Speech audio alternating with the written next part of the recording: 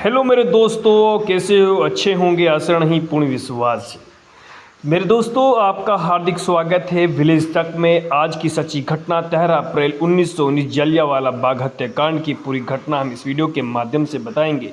कैसे जुल्म करता है जनरल डायर आम नागरिकों पर, देखेगा।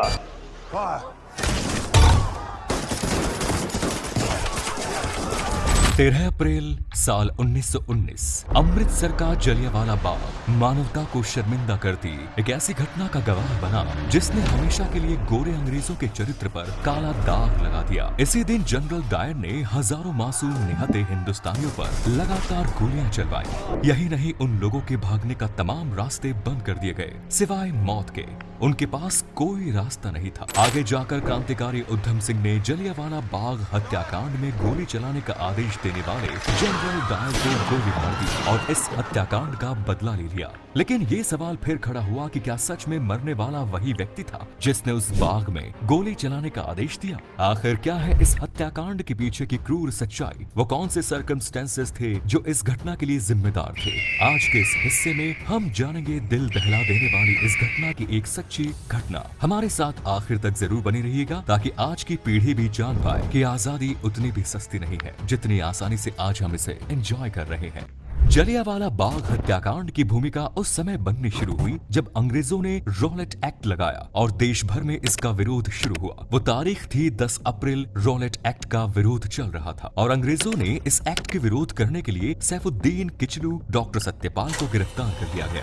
रॉलेट एक्ट को उस समय का काला कानून कहा गया था। इस कानून का विरोध महात्मा गांधी ने भी किया था और इसके पास होते ही पूरे देश में इसका जबरदस्त विरोध शुरू हो गया। रॉलेट एक्ट के इस कानून के मुताबिक अंग्रेज बिना किसी जांच पड़ताल और मुकदमे के जब चाहे किसी भी भारतीय को गिरफ्तार करके जेल में भेज सकते थे। रॉलेट एक्ट के विरोध में सैफुद्दीन किचलू और डॉक्टर सत्यपाल की गिरफ्तारी ने आग में घी का काम किया। जनता का आक्रोश अपने उफान पर था, लेकिन तूफान से पहले वाली शांति छा गई। लोगों ने एक बड़े विरोध प्रदर्शन करने के लिए 13 अप्रैल को सुबह जलियांवाला बाग में एक बड़ी सभा करने का निर्णय लिया। सारे के सारे लोग इकट्ठा होते, वहां पर रॉलेट एक्ट का विरोध होता और साथ ही इन दोनों की गिरफ्तारी के विरोध में स्वर मुखर हुए। जलियांवाला बाग में 13 अप्रैल को होने वाली इस रैली की खबर जनरल रेजिनाल्ड डायर को पता चल गई। 13 अप्रैल पंजाब में बैसाखी का दिन भी था। वैसे भी पंजाब में बैसाखी बड़ी ही धूमधाम से मनाई जाती थी। लोग एक तरफ बैसाखी का जश्न मना रहे थे, अपने लोगों से मिल रहे थे और दूसरी तरफ इस सभा की तैयारी चल रही थी।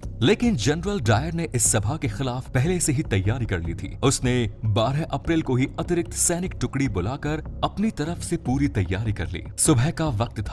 लोग बैसाखी के त्योहार के चलते खुशियां मना रहे थे और अपनों से मेल मिलाप करने के बाद लगभग 25,000 लोग जलियांवाला बाग में आम सभा के लिए इकट्ठा हो गए। इधर जनरल डायर भी अपनी पूरी सैन्य टुकड़ी लेकर जलियांवाला बाग की तरफ चला गया। जलियांवाला बाग में भीतर जाने का एक ही रास्ता था। लोगों की शहर सभा हो चुकी थी और उन्हें मालूम भी नहीं था कि कब जनरल डायर अपनी पूरी की पूरी सैन्य टुकड़ी लेकर अंदर दाखिल हुआ और उसने जलियांवाला बाग के मुंह पर तोप रखकर उसने बंद कर दिया। इसके बाद अपने सैनिकों की पोजीशन लेने के बाद जनरल डायर ने सीधे लोगों पर फायर का आदेश दे दिया। बिना किसी चेतावनी के, बिना एक शब्द बोले जनरल डायर के आदेश का पालन करते हुए सैनिकों ने अपनी अपनी बंदूकों का मुंह खोल दिया और लगातार गोलियां लोगों पर बरसने लगी। जलियांवाला बाग में जनरल डायर 50 राइफल और इतनी ही खुखरी लेकर पहुंचा था। इसका मतलब है कि वो पहले से डिसाइड करके आया था कि उसे क्या करना है। जवानों ने इस दौरान लगभग 10 मिनट में 1600 राउंड फायर किए। लोगों को न संभलने का मौका मिला और न बचकर भागने का। जवान बिना रुके लगातार फायरिंग कर रहे थे। जनरल डायर ने आदेश ही कुछ ऐसा दिया था। फायरिंग केवल बंदूक में गोली लोड करने के दौरान ही धीमी पड़ती थी, वरना यहाँ मौजूद जवान लगातार लोगों पर फायर कर रहे थे। लोगों में अफरा तफरी मच गई। वहाँ मौजूद महिलाएं, बच्चे, बूढ़े और जवान सभी अपनी अपनी जान बचाने के लिए वहाँ से भागने लगे। लोगों ने वहाँ मौजूद कुएं में कूदकर अपनी जान बचाने की कोशिश की, लेकिन कोई फायदा नहीं हुआ। कुछ लोग दीवार फांद कर भाग जाना चाहते थे, मगर उसका भी कोई फायदा नहीं हुआ। जनरल डायर के सैनिकों ने हर किसी को चुन चुन कर मारने की कसम खा रखी थी। बाग के जिस कुएं में कूदकर लोग अपनी जान बचाना चाह रहे थे, उसमें से 120 इंसानों की लाशें निकाली गई। वहां कुआं कूदकर मरने वाले लोगों के खून से भर गया। कुएं को आज भी खूनी कुएं के नाम से जाना जाता है और इतना ही नहीं, इस बाग की दीवारों पर आज भी उस समय की गोलियों के निशान मौजूद हैं। लगातार 10 मिनट हुई इस अंधाधुंध फायरिंग के बाद जनरल डायर राक्षसों की तरह हंसता हुआ वहां से बाहर चला गया। इतना ही नहीं, अमृतसर की सड़कों पर जो भी भारतीय उसे नजर आता वो उसे भी गोली मार देता। मरने वालों को अपनी तोप के पीछे रस्सी से बांधकर घसीटता हुआ ले जाया गया। इस हत्याकांड के बाद अंग्रेज सरकार ने अपने आंकड़े जारी किए। उन आंकड़ों के मुताबिक इस नरसंहार में 379 लोगों की मौत हुई, लेकिन मरने वालों की असल संख्या कुछ और ही थी। हकीकत में इस हत्याकांड में हजारों लोगों की जान गई थी। इस दिल दहला देने वाली घटना ने पूरे देश को हिला कर रख दिया। चारों तरफ इस घटना की निंदा होने लगी और इस घटना की जांच का जिम्मा लेफ्टिनेंट माइकल ऑडवायर को दिया गया। गोली चलाने वाले जनरल डायर ने अपनी सफाई में कहा कि गोली चलाना उसकी मजबूरी बन गई थी। उसे अपने कर्तव्य का पालन किया। अगर वो गोलियां नहीं चलवाता तो वहां मौजूद भीड़ उसे ही मार देती। ये मार्शल का उल्लंघन होता।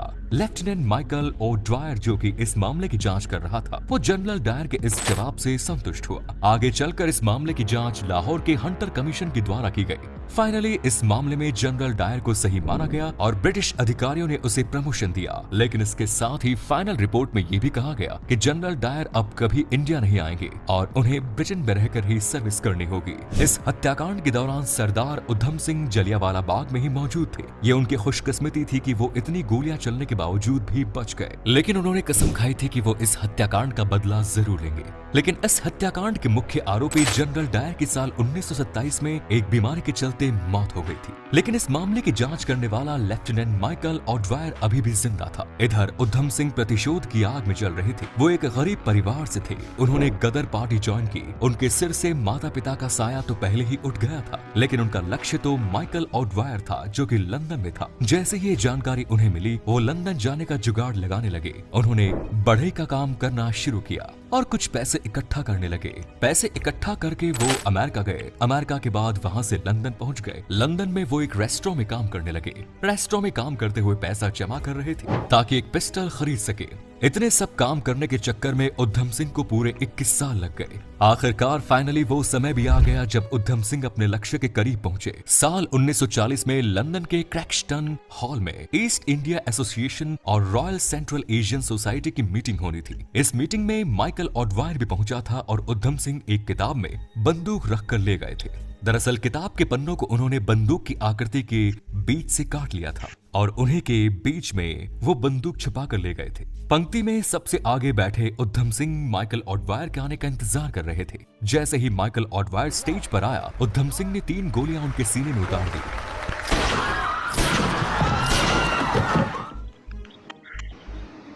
वो वहां से भागे नहीं बल्कि वहीं खड़े हो गए और उन्होंने कहा कि 21 साल बाद जलियांवाला बाग हत्याकांड का बदला ले लिया। उधम सिंह ने वहां अपनी गिरफ्तारी दे दी। इसके बाद 31 जुलाई 1940 को